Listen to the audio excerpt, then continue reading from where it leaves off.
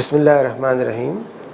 دیکھیے، میں سمجھتا ہوں کہ حکومت کی ذمہ داریوں میں سے ایک بنیادی ذمہ داری یہ ہے کہ پورے ملک کے اندر جو بھی نصاب تعلیم ہو وہ ملک کے نظریے کے مطابق، جو ملک کی بنیاد اور جو اس کے اہداف ہیں ان کا آغاز تدریس کے ذریعے ہوتا ہے، قرارداد سے نہیں ہوتا۔ اس لیے جب تک نصاب ایک نہیں ہوگا ہم آگے نہیں بڑھ سکتے۔ اگلا سوال یہ پیدا ہوتا ہے کہ کیا مدارس کا نظام جو چل رہا ہے 200-250 سال سے، اس نے پاکستان کے بننے میں رکاوٹ کی، بننے کے بعد یہ پاکستان کو نقصان پہنچایا، یا اس نے ملک کی معیشت اور سیاست کو نقصان پہنچایا؟ اس کا جائزہ لینے کے بعد طے ہونا چاہیے کہ اگر مدارس کے نظام کے اندر جدید معاشی تصورات، جدید سیاسی تصورات، نئے قانونی تصورات یہ نہیں ہیں، ان کو شامل کیا جائے۔ اور مجھے یقین ہے کہ کوئی بھی مدرسے کا ناظم اور ذمہ دار فرد مزاحمت نہیں کرے گا۔ لیکن یہ کہہ کر کے کہ ہم چاہتے ہیں ایک نصاب تعلیم جو اے لیول، او لیول اور سرکاری نظام ہے وہ تو ویسے رہے، مدارس کے نظام میں کچھ شامل کر دی جائیں، یہ ایک رویہ جو ہے یہ انصاف کا رویہ نہیں ہے۔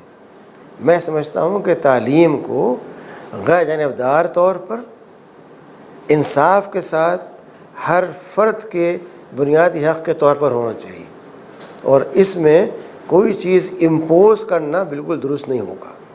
ہاں، اس میں مشاورت ہو، ان کے ضروریات کو دیکھتے ہوئے تبدیلیاں تجویز کی جائیں، ان کے تعاون سے اس کا نفاذ ہو، جب یہ چیز کامیاب ہو سکتی ہے۔ دوسری بات یہ کہ یہ جو ہم سمجھتے ہیں کہ ہر چیز کے اندر نہ صرف حکومت بلکہ جب تک فوج کا دخل نہیں ہوگا وہ کام نہیں ہو سکتا، یہ ہماری ایک ذہنی بیماری ہے۔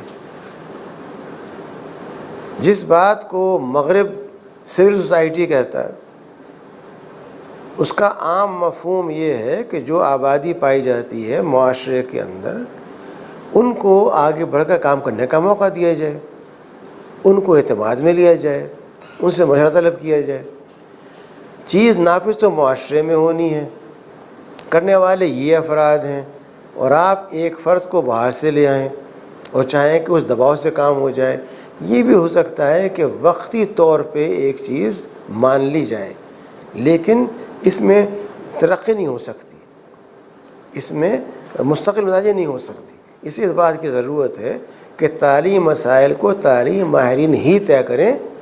جو تعلیم کے ماہر نہیں ہیں اور دفاع کے جارحیت کے ماہر ہیں، وہ تعلیمی کام کے لیے نامناسب ہیں۔